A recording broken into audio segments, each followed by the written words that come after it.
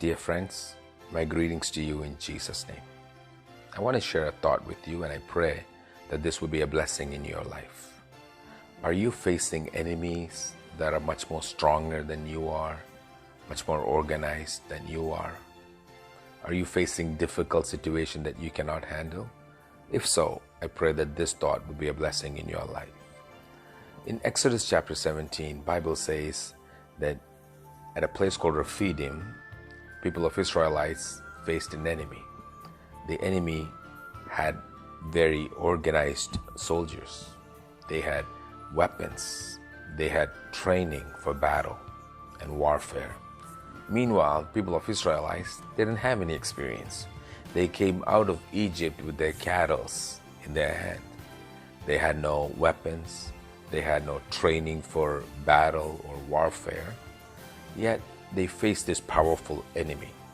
What would you do when you face an enemy that is much more powerful? Well, Moses started lifting up his hand in the presence of God. And Bible says that as long as the hand of Moses was lifted high, victory came to Israelites. When the hand was down, the enemy won. The lesson for us is that when you face battles in your life, you cannot have victory by your own strength, but you can have victory when your hand is lifted up in prayer. So I want to encourage you, I want to exhort you today. It doesn't matter how powerful the enemy is. As long as your hand is lifted high, the victory will come to you. Bible says that Moses had the greatest revelation in that battlefield.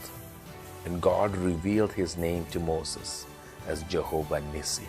The Lord is my banner. I want to tell you today that your God is your banner of victory. All you have to do is just lift up your hands in prayer. God will do the battle for you. That's what happens when your hand is lifted high. Heavenly host will battle for you. You don't have to do anything.